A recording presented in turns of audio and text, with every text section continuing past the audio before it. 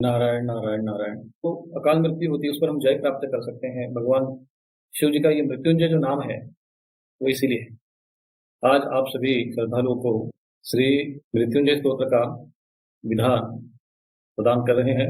यह स्तोत्र विशेषकर रोग निवारण के लिए, अकाल मृत्यु और किसी भी प्रकार की यदि कोई आभिचारिक समस्या अर्थात जो भी तंत्र बाधा आदि होती है उसके निवारण के लिए यह एक अमोघ और सुपरिणाम देने वाला स्तोत्र है। तो मृत्युंजय स्तोत्र के नाम से वैसे शास्त्रों में अनेक स्तोत्र प्राप्त होते हैं, परंतु उन सभी स्तोत्रों में से यह एक विशेष स्तोत्र है।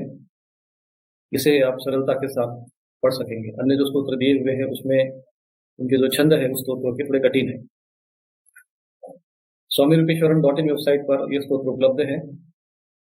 आप वहां से डाउनलोड कर लीजिए और जैसा कि नियम है स्तोत्र की पहले सिद्धि प्राप्त करें, उसके बाद इसका प्रयोग करें।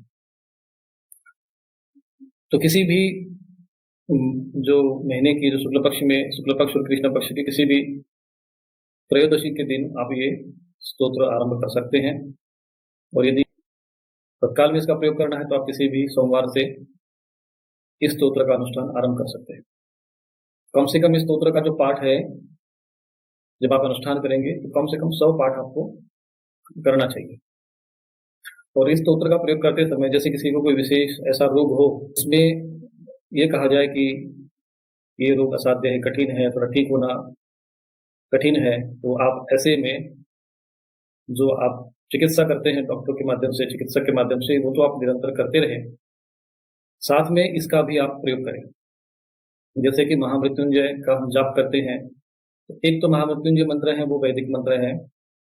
मंत्र का जो उच्चारण है शुद्ध रूप से बहुत कठिन हो पाता है। वैदिक होने के कारण उसका सस्वर पाठ होता है, सभी लोग कर नहीं सकते, उसका अक्षर भी अधिक है। तो जो फल आपको महामृत्युंजय जप के करने से मिलेगा वही फल आप इस मृत्युंजय स्तोत्र के द्वारा प्राप्त कर सकते हैं। ऐसा नहीं कि हम स्तोत्र पढ़ेंगे तो उसे फल नहीं मिलता है, ऐसी जो धारणा किसी के मन में यदि हो तो वो गलत है। क्योंकि स्तोत्र में भगवान की स्तुति होती है और उसमें मन एकाग्र हो जाता है, भावनात्मक रूप से हम भगवान के साथ जुड़ जाते हैं।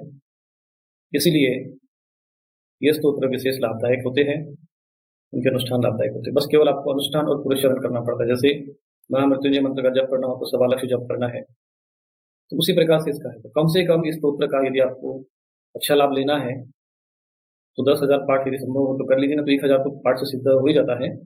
फिर भी यदि संभव हो तो आप इसकी 10,000 पाठ करने का प्रयत्न करें अनुष्ठान में। और जब किसी के लिए इसका सिद्ध होने के बाद इसका प्रयोग किया जाता है, सीधा एकदम आप प्रयोग नहीं करना, पहले इसको सिद्ध करना है फिर प्रयोग करना है। तो इसमें संकल्प करना है कि आप जिस स्तोत्र में विनियोग नहीं दिया है, इसका अर्थ यह है कि वो तांत्रोक्त पद्धति से नहीं है। विनियोग न्यास ये तंत्र विधान में लागू होता है, और जो पौराणिक विधि होती है, पुराणोक्त विधि होती है, उसमें ये न्यास या विनियोग आदि का वर्णन नहीं होता है।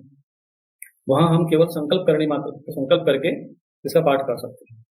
तो जो भी कोई व्यक्ति रोगी हो, असाध्य रोग से रोगित हो, जैसे समझ में नहीं आता कि कौन सा रोग हमें हो गया है, इस मृत्युंजय स्तोत्र की विशेषता है कि ये तंत्र क्रिया के द्वारा जो रोग हो जाते हैं, तांत्रिक जो क्रिया की जाती है दुष्टों के द्वारा, इसको अभिचारिक कर्म कहते हैं। मैंने उस स्तोत्र की फलश्रुति आपके यहाँ इस स्तोत्र में लिखी नहीं है, इसीलिए कि बहुत से लोग उसको भी जो है फलश्रुति को भी स्तोत्र का भाग मानकर उसको भी पढ़ना शुरू कर देते हैं।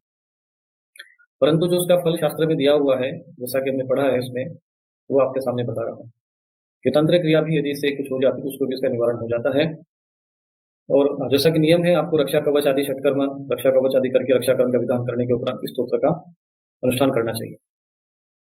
और ये अकाल मृत्यु यदि किसी का कुंडली में दोष लिखा हो तो भी आप इसका पाठ कर सकते हैं, इसका अनुष्ठान कर सकते हैं। अनुष्ठान करने के बाद, सिद्ध होने के बाद, आप इस स्तोत्र का प्रतिदिन 1 पाठ, 2 पाठ या 3 पाठ प्रतिदिन आप निरंतर इसको आप करते रहे। विशेषकर जो लोग भगवान शिव के उपासक हैं उनके लिए बहुत ही सुंदर स्तोत्र है। किसी के लिए रोग निवारण का अनुष्ठान करते समय या संकल्प करते समय एक बात ध्यान रखना चाहिए कि यदि किसी को कोई व्यक्ति बहुत दुष्कर्म करने वाला रहा हो, उसके कारण उसको वो दंड प्राप्त हुआ है, तो ऐसे लोगों के लिए इस प्रकार का अनुष्ठान नहीं करना चाहिए, नहीं तो हमें कष्ट भुगतना पड़ता है। दूसरी बात, जिनके अब शरीर की आयु समाप्त हो चुकी है, क्योंकि शरीर भी एक वस्त्र है, तो पुराना होता है तो सबको उसका त्याग करना पड़ता है।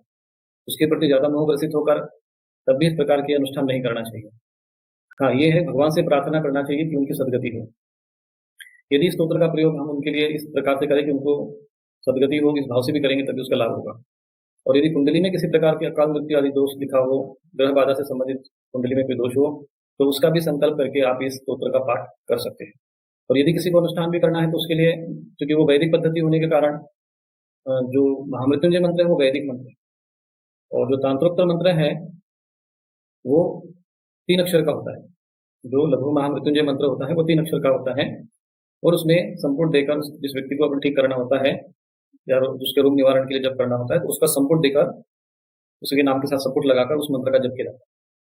तो बहुत छोटा मंत्र होता है, उसमें आप 1.25 लाख या 4, कम से कम इस प्रकार का रोग निवारण के लिए 4 लाख जप कम से कम होना चाहिए। महामृत्युंजय मंत्र वैदिक होने के कारण उसको आप 4 लाख जप करने में बहुत कठिनाई हो जाती है, इसलिए उसमें खर्चा अधिक लगता है, क्योंकि फिर जापक को बुलाते हैं तो उसमें बहुत अधिक लोगों की आवश्यकता पड़ती है, उसमें व्यय ज़्यादा, खर्च बहुत अधिक करना पड़ता है। तो ऐसे समय में ये मृत्युंजय स्तोत्र, जिनके लिए महामृत्युंजय जब बताया गया है उनके लिए मृत्युंजय स्तोत्र उसके स्थान पर प्रयोग कर सकते हैं। दोनों का फल एक जैसा ही है, दोनों की महिमा एक जैसी है। ये मृत्युंजय स्तोत्र को आपको पढ़ना चाहिए।